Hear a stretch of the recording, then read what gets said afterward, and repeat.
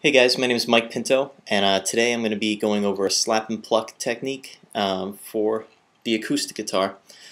This is a technique used by players such as Cocky King, John Mayer, and Joey Eppard, adapted from the bass player's slapping technique. Although it's a little bit trickier on the guitar because you have a little less string spacing and you have to be more accurate with your hits. So, today I'm going to look more into the style of Joey Eppard, who's the singer and guitarist for the band 3. He plays normally in open tunings, but for this lesson I'm going to do one in standard just so you guys don't have to retune your guitars. This lesson is going to incorporate slapping and plucking with the right hand and hammer-ons with the left hand in different, fairly simple patterns along the fretboard that can give you a new element to your playing. This is based off Joey Eppard's song Words of the Wise, which is not released, but you can find samples of it somewhere on the internet.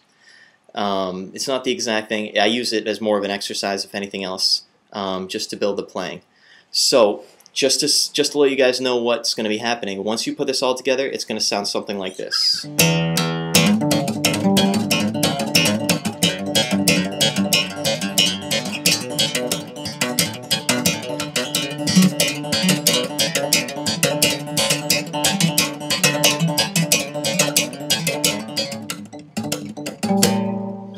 So that might look a little complicated, but that's really, really simple. It uses, the only complicated part is really the speed. It uses a very simple pattern with the right hand and a very simple pattern with the left hand that you can just move depending on what key you're playing in. So the first thing I'm going to go over is the left hand, because it's going to be, well, it's the easier part, so might as well go over that first. So for the first part of the pattern, and for the right hand for this part, I'm just going to be plucking the strings so I can just let you guys know what sound you're going to be getting. So for the first part, you ring an open E string, hammer on the 4th fret of the E string, and then hammer again on the 5th fret of the E string. So there's only one stroke with your right hand. So it sounds like, so 0, 4, 5. Open, 4, 5.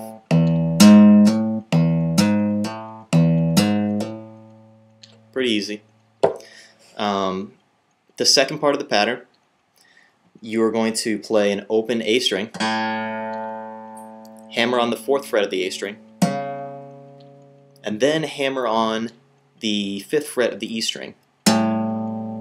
Very important is, again, you're only plucking the strings once at the very beginning of the pattern, and that's only the A string. You do not touch the low E string at all with your right hand, but you are hammering it on with your left hand. So it sounds like,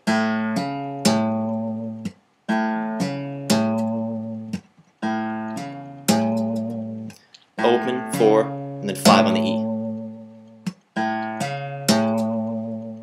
So when you put the two parts of this together, it sounds like,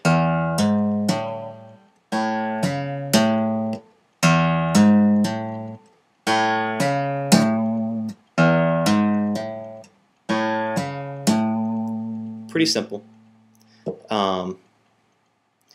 but it doesn't really flow very well, this kind of pattern, because if you can see, you almost need like a gap in between those two to get the right kind of flow, especially with like the beat count. So what you do is in between those you add an open D string. Now right now I'm just going to play normal finger style. I'm going to be using my thumb to pluck the bass notes and my two other fingers to pluck the higher notes. So if I was to just play the two patterns without that open D, it would sound like,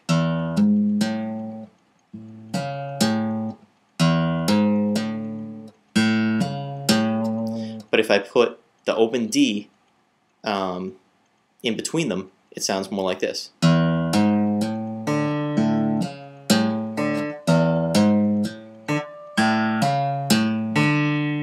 So it's pattern 1, open D, pattern 2, and then open D again.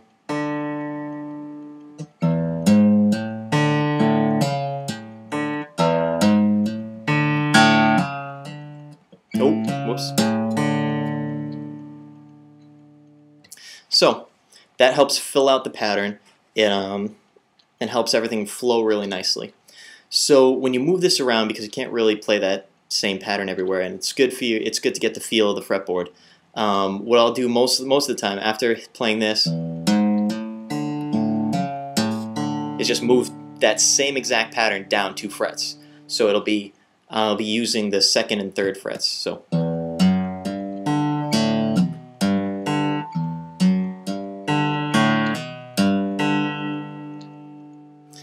And then you can move it up to different places. It's better for you to experiment with it to see where you want to put it.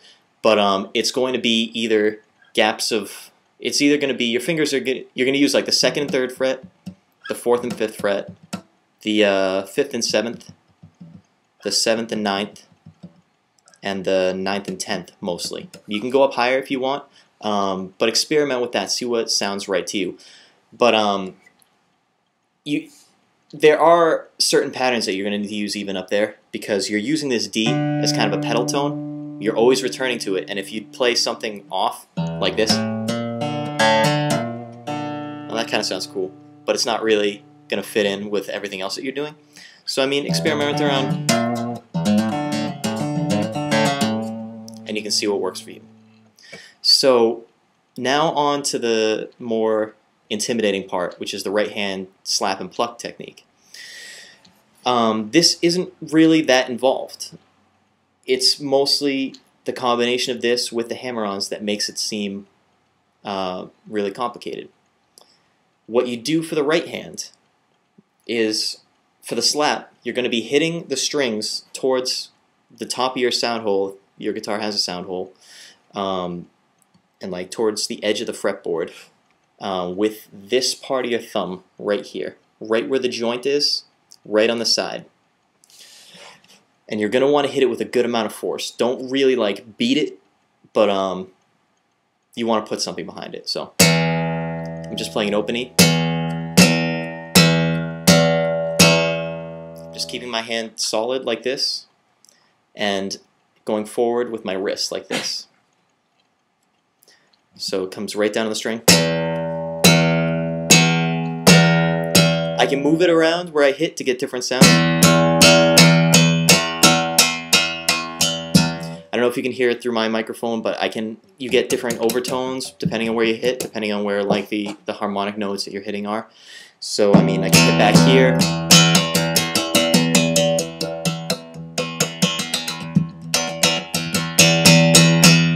And just get different kinds of sounds out of it. Experiment with that, see what you like. The other way you can slap is by bending your thumb like this. Some people like this better. It's all personal preference. If you're going to do that, you're hitting with right on the side of your nail, that little bit of skin there. So if I bend my thumb like this, some people have an easier time with that. I personally like to just keep my thumb flat, but see what works for you. But mess around with that a little, see how you can get that slap sound going. But then, the more important part is to be able to hit the A string here without having anything else ring out.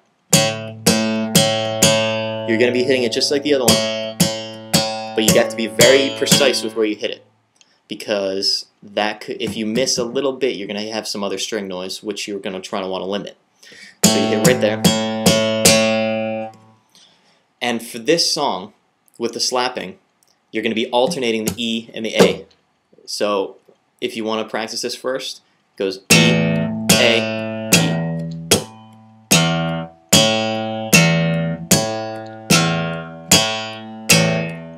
E. Just like that. And that's all it is. That's all there is to it for the slap in the song. Just E, A, back and forth. But because we're adding in the pedal tone D, in between each slap, when you come up to prepare for the next one, you need to grab the D string on the way. So you're going to be plucking that. You want to get kind of under it a little, so it's a little like it's a little snappier, I guess. So.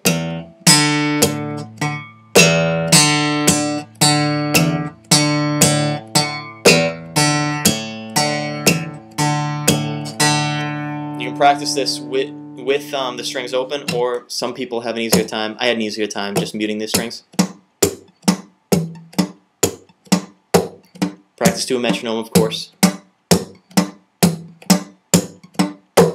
So, when you put that together with the hammer-ons, it's going to be slapping the E, then the pattern 1.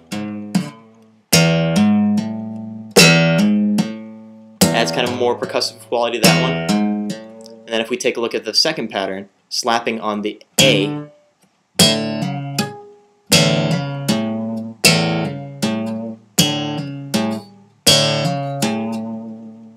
so using the two patterns together.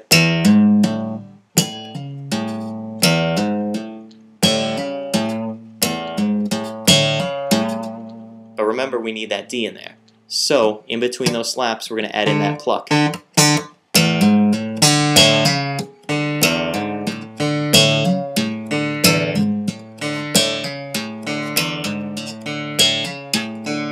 So it's pretty easy. You just have to practice. It's very awkward, and once you get your mind wrapped around it, it'll come a lot easier. Some other things you can do with this to kind of make it your own is I like to palm mute it a little bit, which is a little weird to think about on an acoustic guitar. But if I just barely lay my palm there while I'm slapping, I can get even more of a percussive sound. So it sounds like... And I can slowly let that go, let it come ringing.